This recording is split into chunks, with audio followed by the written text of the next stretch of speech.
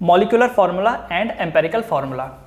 Chemistry में जो आप फार्मूला पढ़ते हैं, जैसे किसी भी केमिकल का जो आप फार्मूला पढ़ते हैं, that is the molecular formula, वो उसका मॉलिक्यूलर फार्मूला होता है। जैसे ग्लूकोज होता है C6H12O6, राइट। जैसे मैं बात कर रहा हूँ ग्लूकोज की, तो ग्लूकोज का जो फार्मूला है दैट इज C6H12O6, ये इसका है मॉलिक्यूलर फार्मूला। तो मॉलिक्यूलर फार्मूला बताता है कि उसमें एक्चुअली कितने नंबर ऑफ पार्टिकल्स हैं। लेकिन जब इन्हीं को हम लोग सिंपलेस्ट होल नंबर रेशियो में कट करते हैं, जैसे एग्जांपल के लिए अगर आप रेशियो निकालोगे तो आप देखेंगे कि कार्बन यहाँ पर अगर 1 है तो हाइड्रोजन 2 है एंड ऑक्सीजन यहाँ पर क्या है 1। तो ये जो चीज निकल के आ रही है, this is the empirical formula. तो empirical formula is the simplest whole number ratio of molecular formula. Empirical formula is the simplest whole number ratio of molecular formula, right. तो देखिए C6H12O6 को हमने कट कर दिया, 6 से कट कर दिया हर एक को, तो C1H2O6, तो ये क्या निकल के आया एम्पेरिकल फार्मूला।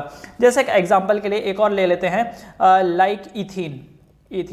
तो इथीन क्या होता है C2H4। तो ये जो C2H4 है ये इसका मॉलिक्यूलर फार्मूला है। तो ये बताता है कि इथीन के अंदर 2 कार्बन है एंड 4 हाइड्रोजन है।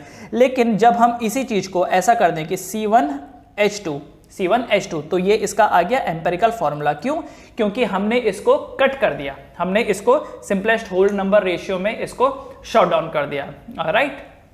ओके, तो आप समझ गए होंगे कि मॉलिक्यूलर फार्मूला जो होता है वो बताता है आपको कि उसके कंस्टिट्यूएंट पार्टिकल कितने हैं और कौन है, जबकि एम्पेरिकल फार्मूला ये बताता है कि उनका सिंपलेस्ट होल नंबर रेशियो क्या है जो भी उसमें मौजूद है। नाउ अगर मान लो मेरे पास एक ऐसा पार्टिकल है लाइक H2SO4, सल्फ्यूरिक एसिड अगर हम लोग ले लें सल्फ्यूरिक एसिड, तो सल्फ्यूरिक एसिड का फॉर्मूला इज H2SO4। तो क्या हम H2SO4 को फर्दर रिड्यूस कर सकते हैं? तो H2SO4 is the molecular formula. क्या मैं इसको फर्दर कट कर सकता हूं? देखो H2S1O4 हो गया है ना, S एक ही है यहां पर, तो H2S1O4, तो क्या हम फर्दर रिड्यूस कर सकते हैं? नहीं। तो जो इसका एम्पेरिकल फार्मूला होगा वो यही रहेगा H2SO4।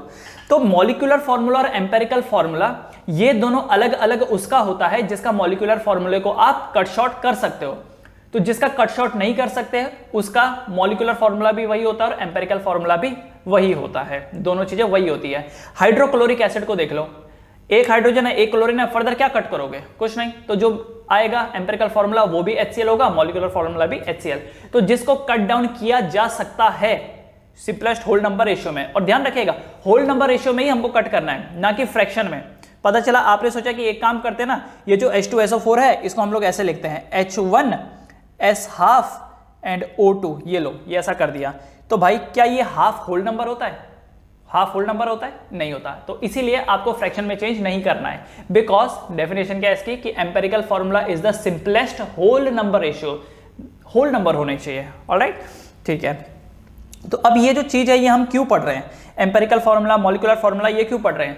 भाई मॉलिक्यूलर फार्मूला तो हम इसलिए पढ़ते हैं क्योंकि मॉलिक्यूलर फार्मूले से ही हमको मॉलिक्यूलर मास पता चलता है। मॉलिक्यूलर मास से हमको मालूम पड़ता है उसका मोलार मास कितना है। मोलार मास जब रहता है तो हम ढेर सारी कैलकुलेशंस कर पाते हैं, अपना काम आसान करते हैं। और ऊपर से मॉलिक्यूलर फार्मूले से हमको ये भी जानकारी होती है कि कौन सा पार्टिकल कितने कितने अमाउंट में मौजूद है। लेकिन ये एम्पेरिकल फार्मूले का क्या चक्कर है? इससे क्या पता चलता है? देखो ऐसा होता है कि जब भी आप खुदाई करते हो जमीन की, वहां से कोई मिनरल निकालते हो, तो जो मिनरल होता है ना, मिनरल में थोड़ी लिखा होता है कि देखो इसमें 6 कार्बन है, 12 हाइड्रोजन है, 6 ऑक्सीजन है, राइट। उसमें थोड़ी लिखा होता है।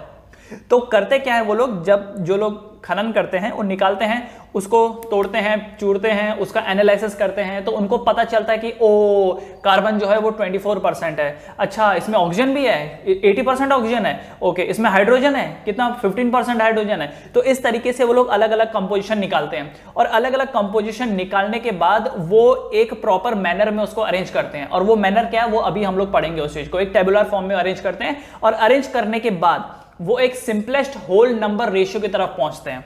ठीक है, नंबर ऑफ मोल्स निकाल करके वो सिंपलेस्ट होल नंबर रेशियो की तरफ पहुंचते हैं, एंड उससे जनरेट होता है एम्पेरिकल फार्मूला। एंड वही एम्पेरिकल फार्मूला बाद में एक मॉलिक्यूलर फार्मूले को प्रोड्यूस करता है। तो ध्यान रखिएगा, ये जो एम्पेरिकल फार्मूला है, स्टार्टिंग में किसी भी मटेरियल का आपको एम्पेरिकल फार्मूला ही मिलता है, बाद में उसको रिफाइन करके आप मॉलिक्यूलर फार्मूला निकालते हो। ओके, यहां पर जैसे मैंने आपको बताया कि ग्लूकोज इज C6H12O6, उससे आपने एम्पेरिकल फॉर्मूला निकाला है कट करके, लेकिन असल में पहले एम्पेरिकल फॉर्मूला निकलता है और उसके बाद जाकर के मॉलिक्यूलर फॉर्मूला निकलता है, बाद में जाकर के मॉलिक्यूलर फॉर्मूला निकलता है। समझ गए? अब चलिए एक क्वेश्चन से इसको समझते हैं। एक क्वेश्चन मैं लिखता हूं, उसके हेल्प से अपन लोग समझते हैं कि असल में यहां पर कहानी क्या चल रही है। तो चलो, क्वेश्चन है कि on analysis of a salt, on analysis of a salt, on analysis of a salt, it was found that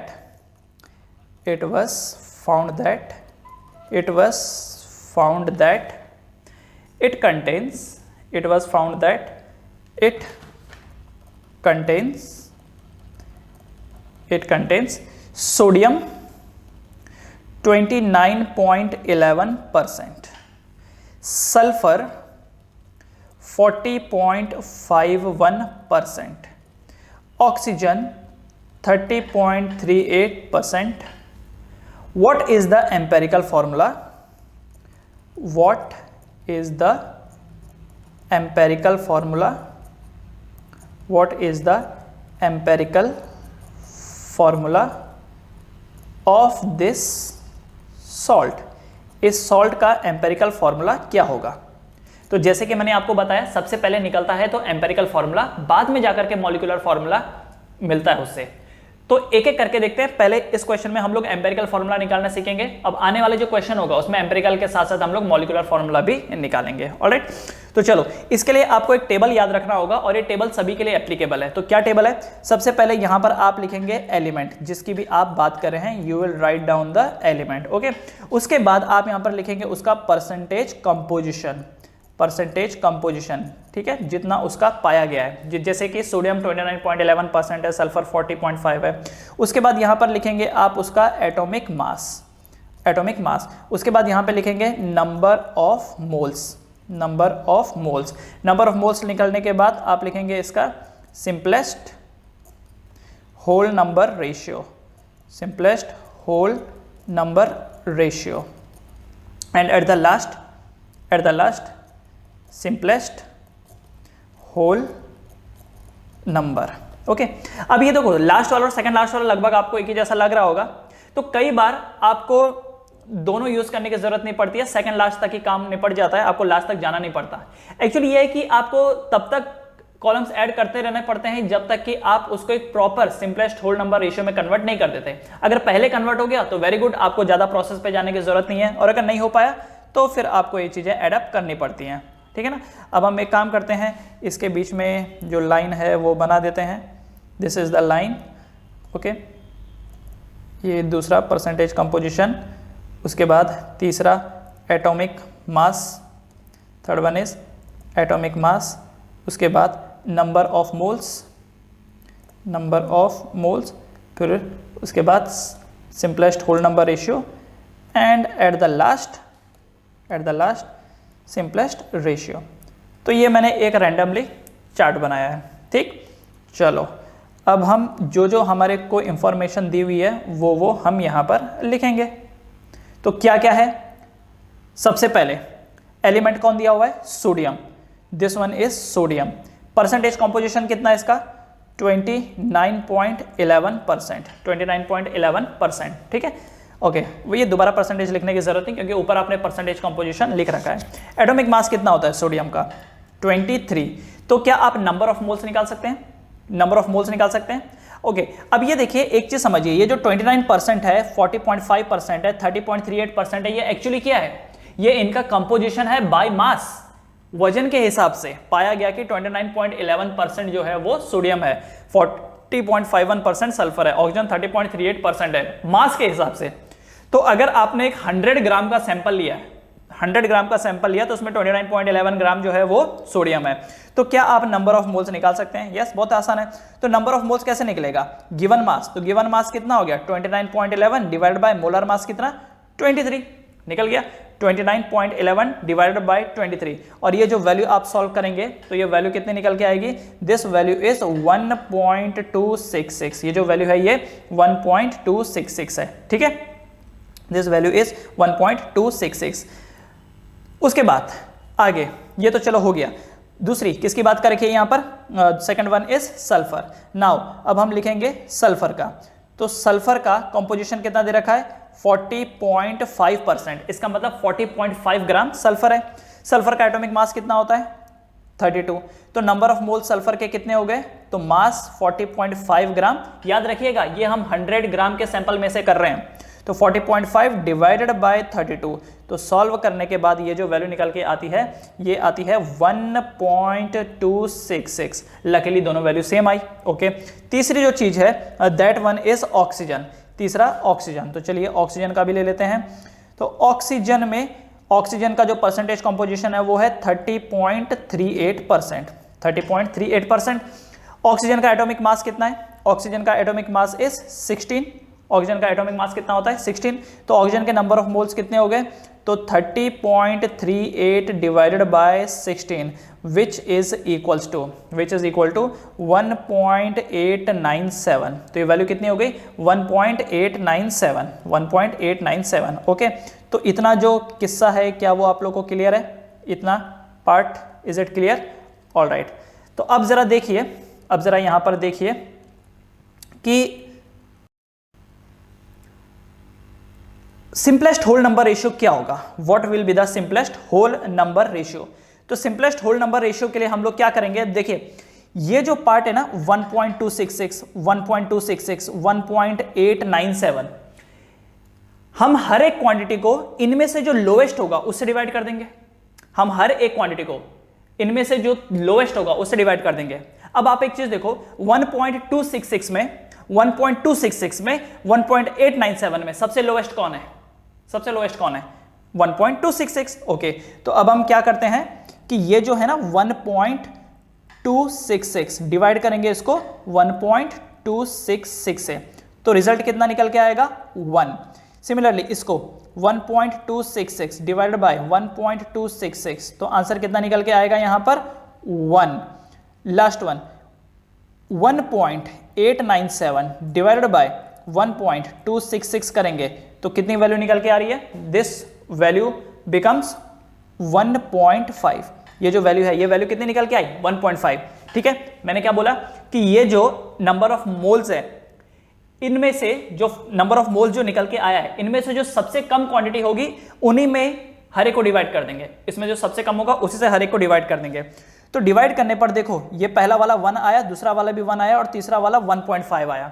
but क्या ये अभी भी सिंपलेस्ट होल नंबर रेशियो है, देखो 1 एक होल नंबर है, ठीक है, दूसरा वाला 1 भी एक होल नंबर है, बट ये जो 1.5 निकल के आ रहा है ये होल नंबर नहीं है, ये जो है ये होल नंबर नहीं है। तो क्या आप कुछ ऐसा कर सकते हो कि ये 1 1 और ये 1.5 होल नंबर में चेंज हो जाए, कुछ कर सकते हो? तो तरीका है भाई, कैसे, 1 को डबल कर दो 2, 1 को डबल कर दो 2, 1.5 को डबल कर दो 3, बस हो गया, है ना। क्या किया हमने यहाँ पे डबल कर दिया।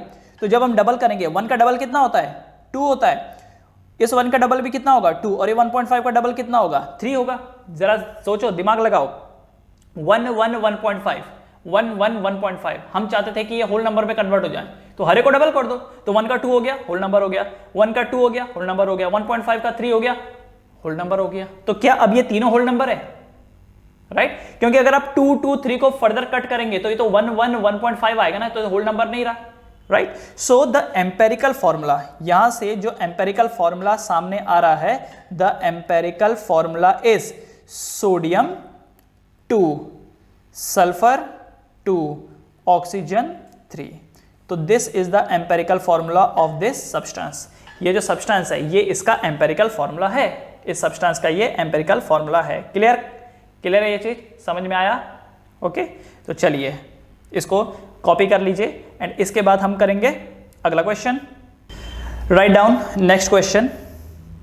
Next question is 2.38 gram of uranium was heated strongly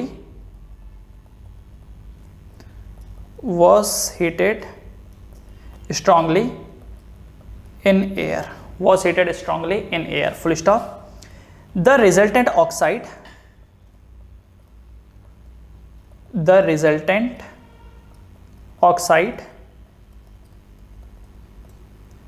weight 2.806 gram, full stop. Determine empirical formula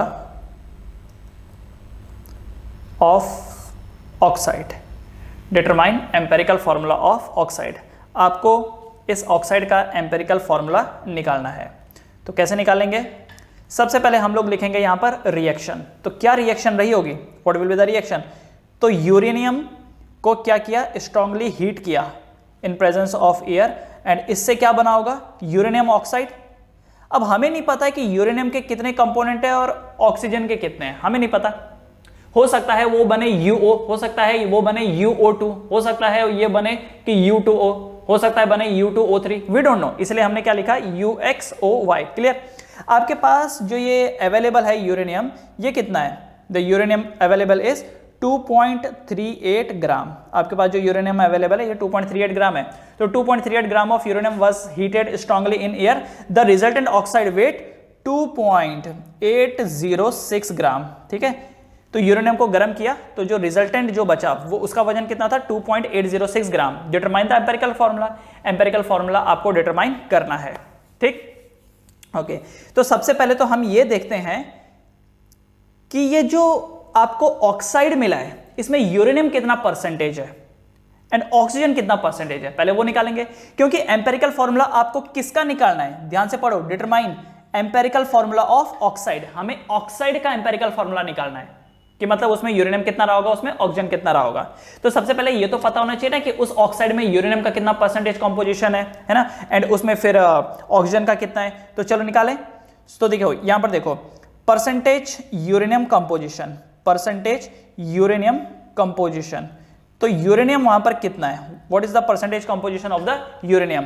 तो आप जरा नोट करो, 2.38 ग्राम आपने यूरेनियम लिया था। ठीक है, 2.38 ग्राम यूरेनियम लिया था, उसको बर्न किया तो जो रिजल्टेंट निकल के आया वो मिला आपको 2.806 ग्राम इंटू 100, है कि नहीं? लिया तो आपने 2.38 था, तो जो उसका प्रोडक्ट बना, जो ऑक्साइड बना, उसमें भी तो 2.38 ग्राम ऑफ यूरेनियम होगा। इंटू 100 कर देंगे तो इसको सॉल्व करोगे तो वैल्यू मिलेगी 84.28%। ठीक है, sorry 84.82%, 84.82%, 84.82%। This is the percentage composition of the uranium. दूसरा चीज यहां पर ऑक्सीजन का कितना परसेंटेज होगा? Percentage composition of oxygen, oxygen का कंपोजिशन। तो ऑक्सीजन का कंपोजिशन कितना होगा? ऑब्वियसली 100 माइनस 84.82, 100 से माइनस कर दीजिए तो सॉल्व करने के बाद ही कितना आता है? 15.18%। ठीक है, ये ऑक्सीजन का ये अलग से सॉल्व करने की जरूरत नहीं है। अगर दो क्वांटिटी मिला के 100% है तो उसमें से एक अगर 84.82% है तो दूसरा क्या होगा? 15.18%। सिंपल। तो बस आपको मिल गया ये। अब आपको क्या करना है? टेबल बनाना है। तो टेबल जैसा कि मैंने आपको बताया था, पहला जो रहेगा वो एलिमेंट रहेगा, दूसरा रहेगा परसेंटेज कंपोजिशन, है ना, परसेंटेज कंपोजिशन, तीसरा रहेगा वहां पर एटॉमिक मास, चौथा रहेगा नंबर ऑफ मोल्स, चौथा रहेगा नंबर ऑफ मोल्स, उसके बाद रहेगा simplest molar ratio, simplest molar ratio, और उसके बाद रहेगा simplest whole number ratio, simplest whole number ratio. अब हो सकता है कि कई बुक में ये जो कॉलम के नाम हो ये थोड़ा बहुत अलग हो। जैसे यहां पर लिखा है सिंपलेस्ट होल नंबर रेशियो, हो सकता है वो कुछ और बोल दें उस चीज को, सिंपलेस्ट मोलार रेशियो को कुछ और बोल दें, लेकिन उसके पीछे का जो एसेंस होगा वो एक ही होगा कि आपको होल नंबर में कन्वर्ट करना है, सिंपलेस्ट नंबर में कन्वर्ट करना है, दैट्स इट। ओके, तो चलो अब एक एक करके लिख लेते हैं। सबसे पहला जो हमारे पास है वो कौन है? यूरेनियम। तो चलिए पहला जो एलिमेंट है हमारे पास वो है यूरेनियम। कितना परसेंटेज कंपोजिशन है? 84.82, 84.82। यूरेनियम का मास कितना होता है? 238 होता है। तो नंबर ऑफ मोल्स कितने निकलेंगे इसके? 84.82 divided by 238 which is equal to 0.35, 0.35। तो ये तो आ गया यूरेनियम का। दूसरा कौन है? ऑक्सीजन। ऑक्सीजन का देख लेते हैं। तो ऑक्सीजन का सिंबल O है। परसेंटेज कंपोजिशन कितना? 15.18। ऑक्सीजन का मोलर मास कितना? 16। तो सॉल्व करेंगे 15.18 divided by 16 and this becomes 0.94, 0.94। तो ये जो दोनों चीजें आई 0.35, 0.94, इनमें से जो सबसे छोटा होगा उसी से हम दोनों क्वांटिटीज को डिवाइड करेंगे। तो छोटा कौन है? 0.35 है, 0.35 सबसे छोटा है। ऑल राइट, तो अब हम क्या करते हैं यहां पे कि 0.35 से 0.35 को डिवाइड करते हैं, तो रिजल्ट कितना आएगा? 1। दूसरा यहां पर 0.94 को डिवाइड करेंगे 0.35 से, तो आंसर कितना आता है? 2.66। तो देखिए ये यहां पर 1 आया और ये आया 2.66। तो क्या आप 1 एंड 2.66 के साथ कुछ ऐसा कर सकते हैं कि ये होल नंबर में चेंज हो जाए? कुछ कर सकते हैं? तो करिएगा, लगाइएगा दिमाग, जो भी आप लगा सकते हैं। पॉज करके जो भी दिमाग लगा सकते हो लगाइए। चलो मैं आपको बता देता हूं यहां पर एक्चुअली होगा क्या। आप 3 से मल्टीप्लाई कर दो और इसको भी 3 से मल्टीप्लाई कर दो। सो व्हाट हैपेंस इज, यहां पर सिंपलेस्ट होल नंबर रेशियो जो मिलेगा आपको that will be 8। Simplest whole number ratio जो आपको मिलेगा ये 3 मिलेगा। सिंपलेस्ट होल नंबर रेशियो 1 3 कितना होता है? 3। ये आपको मिलेगा 3 एंड 2.66 इंटू 3 कितना होता है? This is 8। Okay, this is 8। तो यूरेनियम है 3 एंड ऑक्सीजन है 8। In that case what will be the empirical formula? तो एम्पेरिकल फॉर्मूला होगा U3O8। ये होगा U3O8।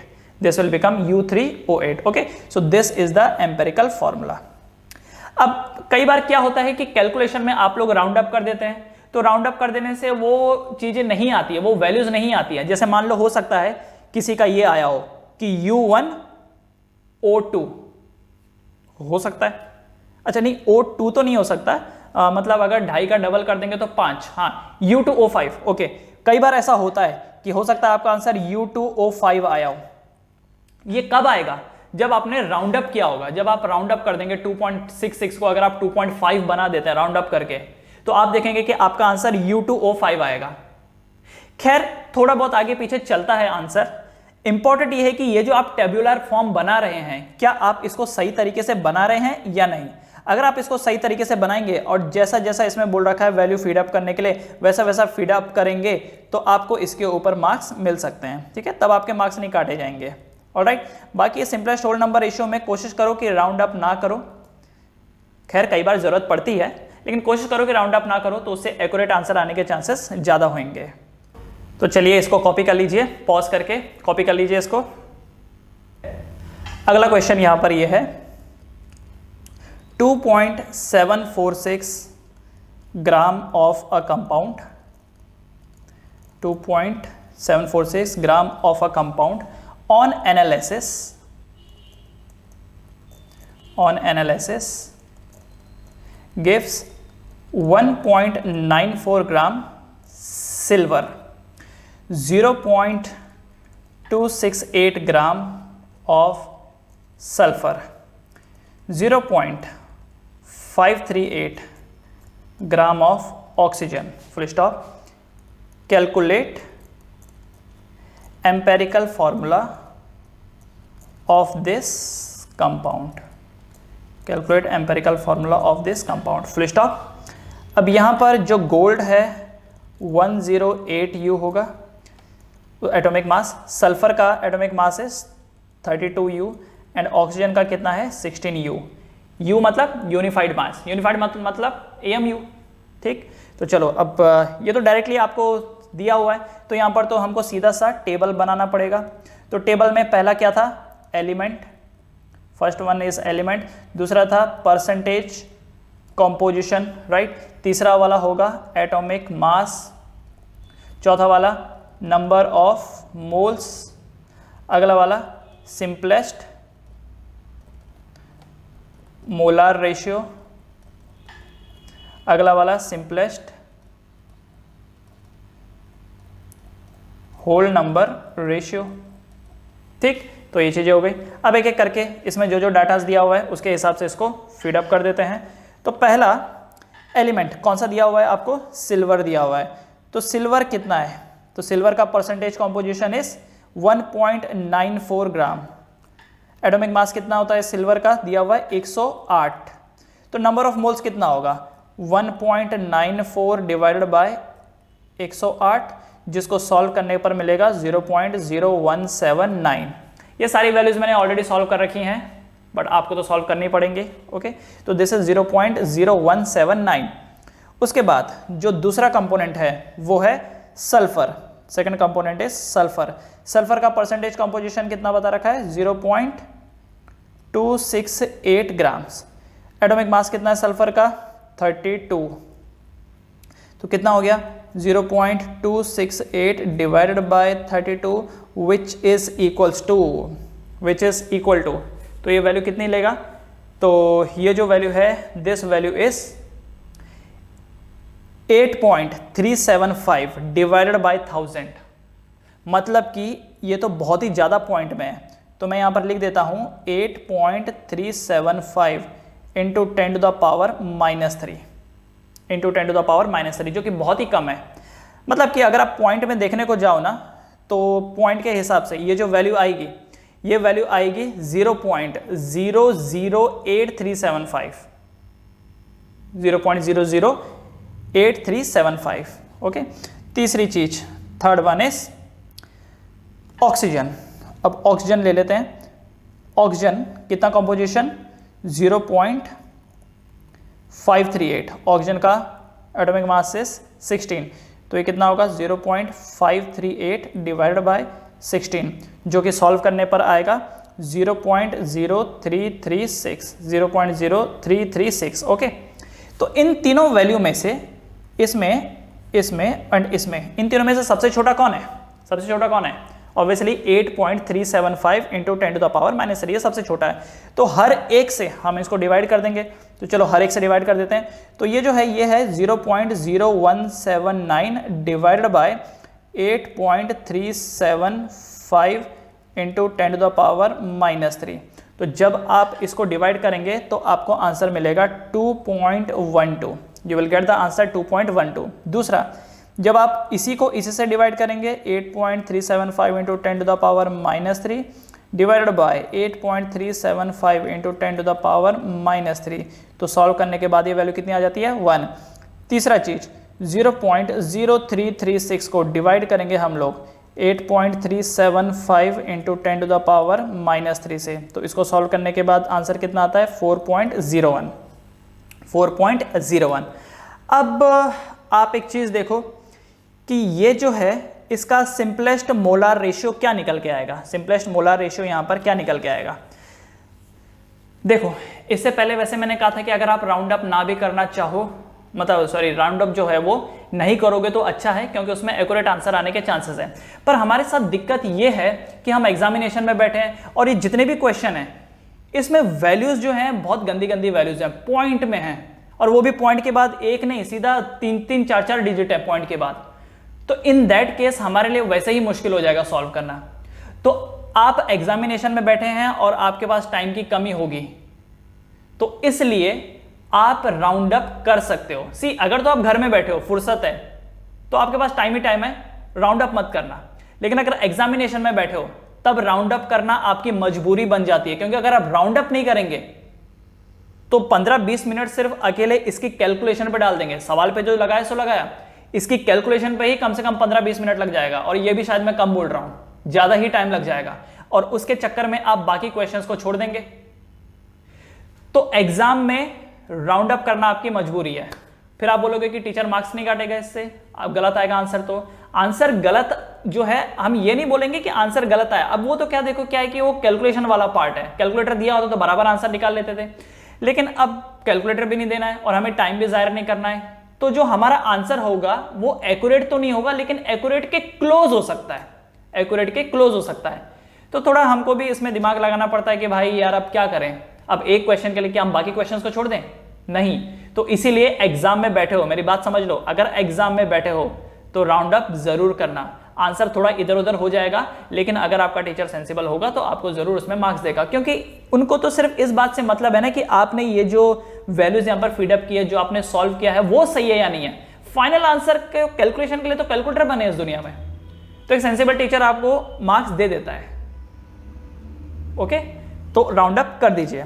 तो राउंड अप देखो क्या करेंगे अभी हम लोग, ये 2.12 है, ये 1 है एंड ये 4.01 है। 4.01 का राउंड अप तो कंफर्म आप 4 कर ही दीजिए, इसका जो राउंड अप है आप इसको 4 कर ही दीजिए, 1 का राउंड अप तो 1 ही हो गया। अब 2.12 जो है, अब क्योंकि बाकियों को हम लोगों ने निपटारा कर दिया तो अकेले 2 के लिए कहां लड़ने जाएंगे, तो 2.12 का भी हम लोग 2 कर देते हैं। So what is the empirical formula in this case, तो empirical formula becomes Ag2SO4, Ag2SO4। तो जो इसका आंसर बन के आएगा वो आएगा Ag2SO4, Ag2SO4। ओके। वैसे अगर आप एंट्रेंस का एग्जाम ये सब देते हो ना, तो एंट्रेंस का क्वेश्चन पेपर बनाने वाली पब्लिक बहुत ही समझदार रहती है, वो कभी भी आपको कैलकुलेशन में नहीं उलझाएगी। वो लोग हमेशा ऐसे क्वेश्चंस देते हैं जो फटक से सॉल्व किए जा सकते हैं, क्योंकि वो आपका कॉन्सेप्ट चेक करना चाहते हैं। आप कितने बड़े कैलकुलेटर हो उनसे उनको मतलब नहीं, क्योंकि कैलकुलेशन के लिए डिवाइसेस हैं हमारे पास। आपको कितनी अच्छे से चीजें आती हैं वो लोग चेक करते हैं। तो एंट्रेंस में तो डेफिनेटली जो वैल्यूज अगर आई, अगर सपोज एक क्वेश्चन आया एंट्रेंस में, तो इसके जो वैल्यूज वो लोग देंगे वो इतनी अच्छी वैल्यूज देंगे, इतनी इजी देंगे कि आपका फटक से सॉल्व हो जाएगा और वहां पर गलती होने के चांसेस भी नहीं होंगे। So don't worry about that. एक आखिरी क्वेश्चन कर लेते हैं इसके ऊपर, तो इसे कॉपी कर लीजिए, फिर इसके ऊपर एक क्वेश्चन करते हैं। Write down the question. A compound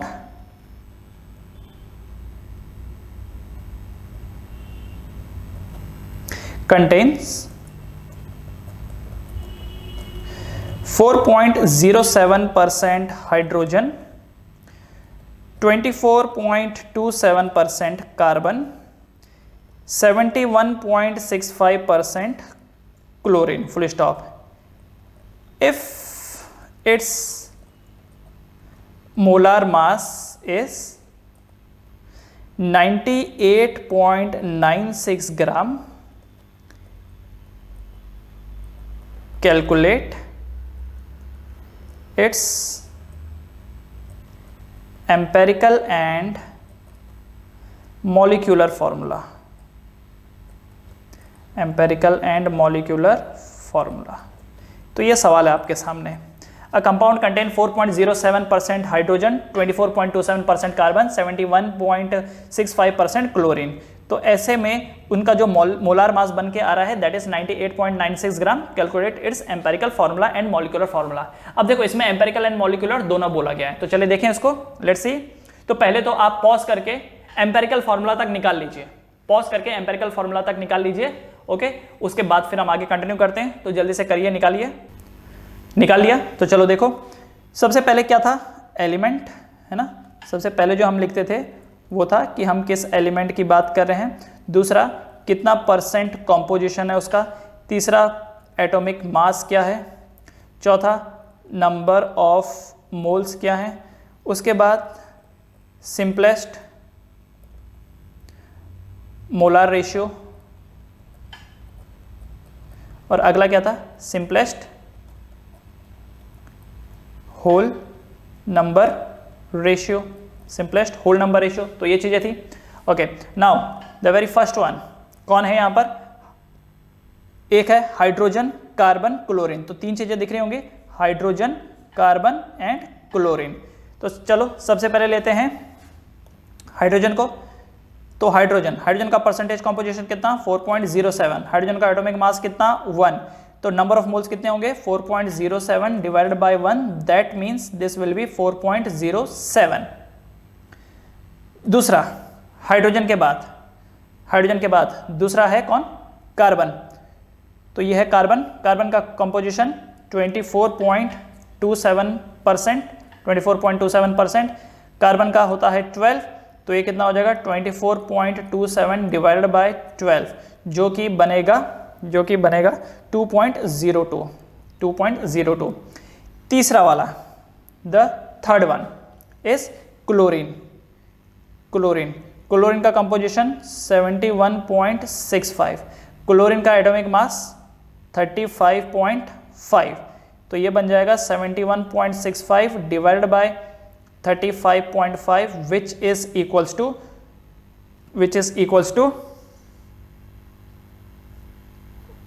71.65 divided by 35.5, that is 2.02। ये जो वैल्यू है, ये वैल्यू कितनी है, 2.02, राइट। एक 4.07 है ना, एक यहाँ पर है 4.07, एक है यहाँ पर 2.02 और अगली भी है 2.02, तो 2.02, 2.02, 4.07। अब हम क्या करेंगे, वही कि सबसे लोवेस्ट वाला क्या है उससे डिवाइड कर देंगे। तो सबसे लोवेस्ट वाला मतलब कौन, 2.02, तो ये देखिए 4.07 डिवाइडेड बाय 2.02, तो सॉल्व करने पर ये कितना आएगा, 2 आएगा। उसके बाद ये कार्बन 2.02 डिवाइडेड बाय 2.02, तो ये सॉल्व करने के बाद कितना आएगा, 1। और ये तीसरा वाला 2.02 डिवाइडेड बाय 2.02, तो ये सॉल्व करने के बाद कितना आएगा, 1। इसका मतलब ये हो गया आपके पास हाइड्रोजन 1 है, कार्बन 1 है, क्लोरीन 1 है ना, दिख रहा है। तो सिंपलेस्ट होल नंबर रेशियो क्या रहेगा। तो अब मुझे बताओ, क्या आपको इस कॉलम की जरूरत पड़ रही है, क्या आपको इस कॉलम की जरूरत पड़ रही है, नहीं पड़ रही, जरूरत ही नहीं है इसकी, क्योंकि पहले ही आ गया, सिंपलेस्ट मोलार रेशियो ही 2:1:1 आ गया, तो जरूरत नहीं है, जरूरत नहीं है। फिर भी चलिए, अगर आपने एक कॉलम बनाया ही है तो लिख दो, this is 2, this is 1, this is 1। तो what is the empirical formula, what is the empirical formula, the empirical formula is C, carbon 1, hydrogen 2, chlorine 1, CH2Cl। Empirical formula इसका क्या निकल के आ गया, CH2Cl। और आई थिंक सो कि इतना तो सभी का आ गया होगा, इतना तो सभी का आ गया होगा, राइट। CH2Cl ये तो सभी का आ गया होगा। अब जो अगली चीज है, मॉलिक्यूलर फॉर्मूला हम लोग कैसे निकालेंगे, मॉलिक्यूलर फॉर्मूला हम लोग कैसे निकालेंगे, उसके लिए मैं एक फॉर्मूला लिख रहा हूं, इसको थोड़ा सा ऊपर लिख देता हूं मैं यहां पे, कि जो एम्पेरिकल फॉर्मूला निकल के आया है वो है CH2Cl। This is the empirical formula जो कि अभी हम लोगों ने डिराइव किया। मॉलिक्यूलर फॉर्मूला क्या होगा, उसके लिए एक फॉर्मूला लिखिए, मॉलिक्यूलर फॉर्मूला, ठीक है, molecular formula is equal to n times empirical formula, n times empirical formula. Okay, तो अगर आपको मॉलिक्यूलर फॉर्मूला निकालना है तो आपको n टाइम्स एम्पेरिकल फॉर्मूला करना होगा।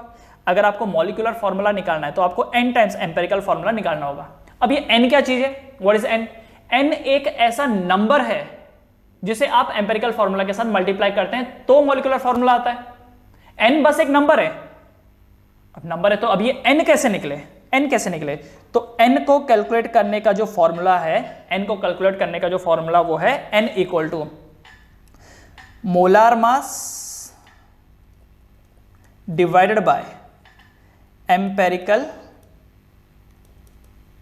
Formula mass. Empirical formula mass क्या है, n की वैल्यू कैसे निकलेगी, molar mass by empirical formula mass. अच्छा, कई बार लोग मोलार मास को मॉलिक्यूलर मास भी बोल देते हैं, मॉलिक्यूलर मास भी बोल देते हैं, तो इसमें घबराने वाली जरूरत नहीं है, क्योंकि मोलार मास बोलो या मॉलिक्यूलर मास बोलो, दोनों का मैग्नीट्यूड तो सेम ही होता है ना, जो उनका मैग्नीट्यूड होता है वो तो सेम ही होता है, बस यूनिट अलग होती है। मॉलिक्यूलर मास की यूनिट AMU होती है, मोलार मास की यूनिट ग्राम्स होती है, बस बाकी मैग्नीट्यूड तो सेम होता है ना, बस। तो क्या अब यहां से आप n की वैल्यू निकाल सकते हैं, क्या यहां से n की वैल्यू निकाल सकते हैं, तो चलो निकालते हैं। Therefore n is equal to, molar mass कितना दे रखा है, जरा देखो क्वेश्चन में, मोलार मास कितना दे रखा है, 98.96 ग्राम। मोलार मास कितना दिया है, 98.96 ग्राम। तो क्या यहां पर मैं लिख दूं 98.96 gram divided by empirical formula mass. Empirical formula मास का मतलब क्या होता है कि ये जो एम्पेरिकल फॉर्मूला आपने निकाला ना CH2Cl, इसका मास कितना होगा, CH2Cl का मास कितना होगा, कैलकुलेट करें क्या। कार्बन का होता है 12, हाइड्रोजन का होता है 1, ऐसे 2 हाइड्रोजन है, एंड क्लोरीन का होता है 35.5। तो सॉल्व करने के बाद कितना आएगा, 12 + 2 14, तो 14 + 35.5, तो दिस बिकम 5, 5 और 4 9, 3 और 1 4, 49.5। तो 49.5 निकल के आया, किसका, CH2Cl। देखो एम्पेरिकल फॉर्मूला क्या था, CH2Cl, तो इसका मास क्या होगा, इसका मास क्या होगा, कार्बन 1 12, हाइड्रोजन 2 है तो 1 × 2, क्लोरीन 35.5, तो 49.5 इज द एम्पेरिकल फॉर्मूला मास। ये एम्पेरिकल फॉर्मूले का मास है कितना, 49.5। तो डिवाइड बाय कर देते हैं 49.5, तो सॉल्व करने के बाद जो n का वैल्यू आएगा क्या वो 2 आएगा? देखो कट करो अप्रोक्सीमेटली, है ना, 49 2 98, थोड़ा बहुत राउंड अप करना पड़ता है, तो n की वैल्यू जो आएगी वो कितनी आएगी? 2। अच्छा, थोड़ा बहुत राउंड अप आपको यहां पर, एक तो मैंने आपको बता दिया आपके पास टाइम नहीं होगा, इसलिए आपको राउंड अप करना ही पड़ता है।